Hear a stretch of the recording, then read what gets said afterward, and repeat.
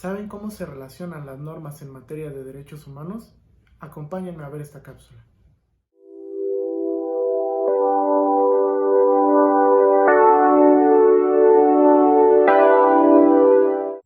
Pues bien,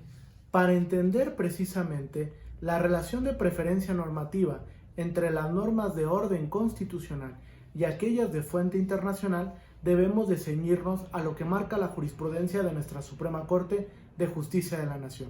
para lo cual hay tres criterios relevantes que iré destacando de manera lógica. Primero, la Suprema Corte, cuando resuelve la acción de inconstitucionalidad 155/2007, establece precisamente la vigencia del criterio de preferencia normativa, que se basa en elegir la norma más protectora o más benéfica para la persona con independencia de la fuente a la que pertenezca. Es decir, creando en un primer momento el parámetro de regularidad constitucional integrado por la Constitución, las normas de fuente internacional y las interpretaciones que sobre ellas realicen tanto los órganos del Poder Judicial de la Federación como la Corte Interamericana de Derechos Humanos. En este orden lógico, debemos de situar estos cuatro elementos para poder elegir la norma más protectora o la que genere la interpretación menos restrictiva. Esto bajo la aplicación del principio de preferencia normativa,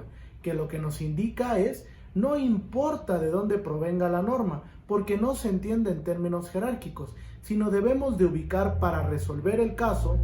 planteado en un examen de regularidad constitucional o para atender la interpretación constitucional que se genere a nuestro máximo tribunal, siempre acudiendo a la norma que otorgue el mayor beneficio, o a la inversa, a la norma que restrinja menos el contenido esencial del derecho fundamental conducente. Este es un primer criterio que sostuvo la Suprema Corte y que desde el punto de vista del estándar constitucional previsto en el artículo primero, segundo y tercer párrafos de nuestra Constitución Federal, podemos entender que es una interpretación lógica y coherente en el que se busca atender a la interpretación conforme y al principio pro persona como bases de un ejercicio hermenéutico, buscando siempre la interacción de las normas pertenecientes al parámetro y a su vez estableciendo que no hay una distinción en términos jerárquicos, sino más bien una distinción entendida bajo la aplicación del principio pro persona. Ahora bien, posterior a lo resuelto por la Suprema Corte en la acción de inconstitucionalidad 155/2007, la Corte recoge un criterio totalmente distinto al de preferencia normativa al que he hecho referencia, cuando resuelve en la contradicción de tesis 293/2011 que cuando estemos frente a una restricción expresa de nuestro texto constitucional al ejercicio de un derecho fundamental, prevalecerá en términos jerárquicos el contenido de la Constitución, por encima de las normas de fuente internacional e inclusive por encima de la interpretación que sobre ellas realice la Corte Interamericana de Derechos Humanos. Este criterio, sin lugar a dudas, resulta problemático desde el punto de vista del estándar constitucional previsto en el artículo primero de nuestra Constitución Federal, que no entiende una distinción en términos jerárquicos, sino más bien una armonización con base en el efecto útil de los tratados internacionales que entraron en un proceso de constitucionalización, es decir, que se consolidaron dentro del texto constitucional y adquirieron esa fuerza normativa o ese rango de jerarquía normativa.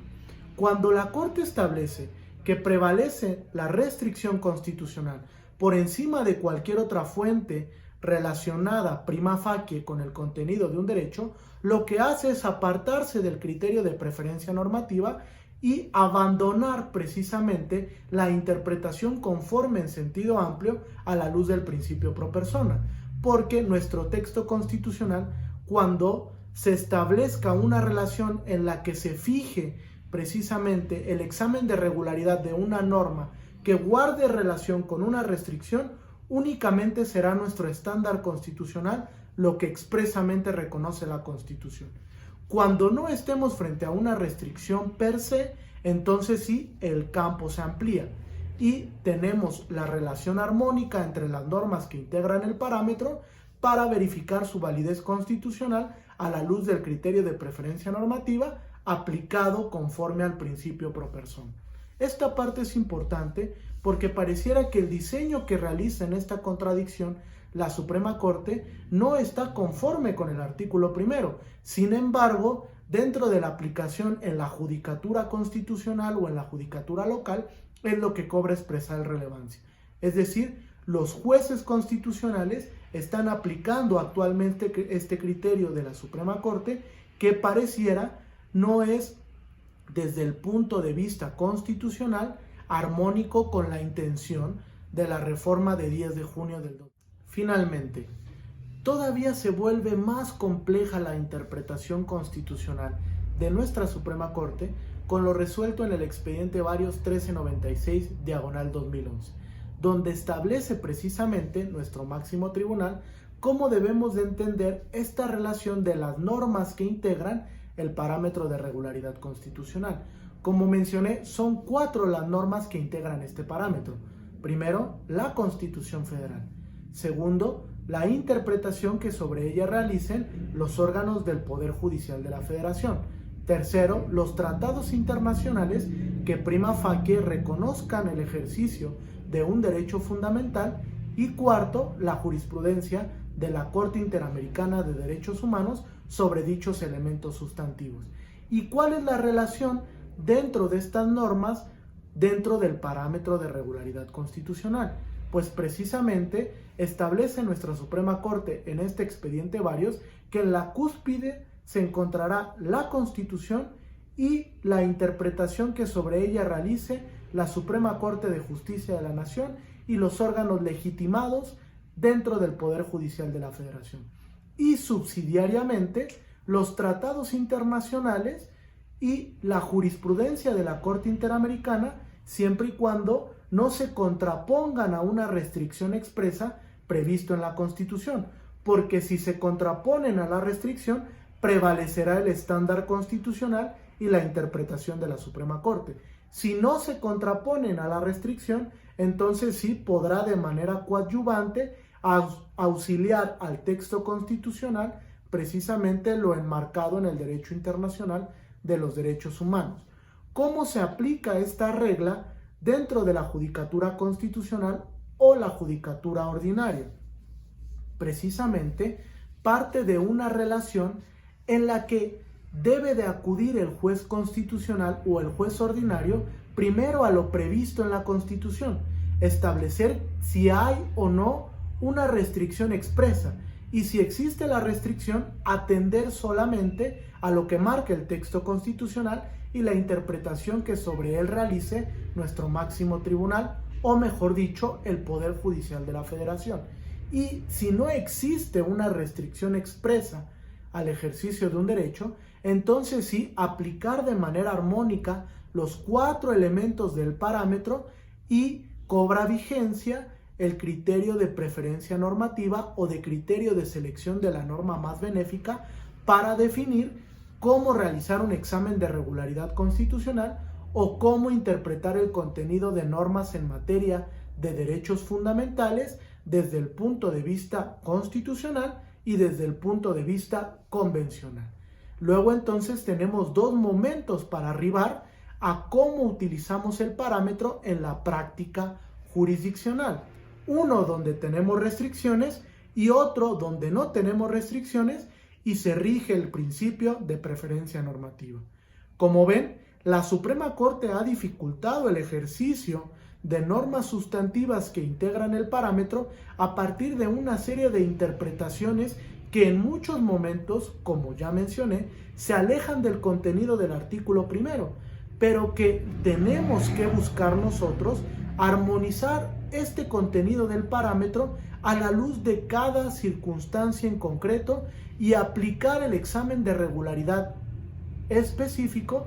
cuando se combata una norma de carácter general, verificando el contenido de la Constitución y verificando el contenido del derecho internacional de los derechos humanos. Puedo precisar que este parámetro de regularidad nos sirve como fundamento para poder advertir cuando existe una incompatibilidad de una norma o de un acto de una autoridad o de un particular que actúe en nombre de una autoridad, es decir, en potestad de funciones,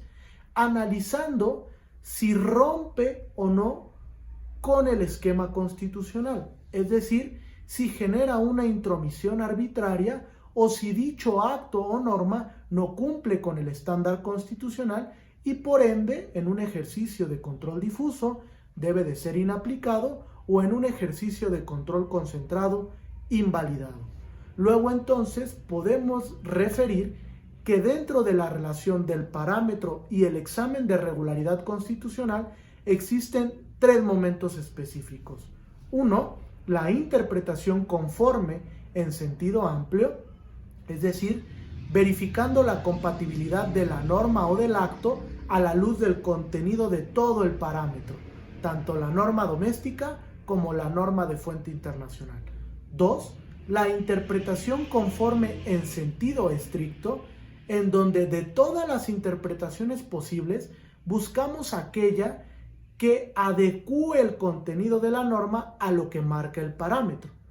Y solo en caso de que esto no sea posible, entonces sí, dependiendo el ejercicio de control constitucional, en uno difuso inaplicamos y en uno concentrado podemos invalidar con efectos erga omnes, expulsando la norma del sistema jurídico. Diferentes gravedades se conjugan dentro de este parámetro, desde una mínima que implica una interpretación conforme hasta una máxima que implica la norma desaparece del sistema normativo al ser incompatible con el contenido sustantivo del parámetro de regularidad constitucional.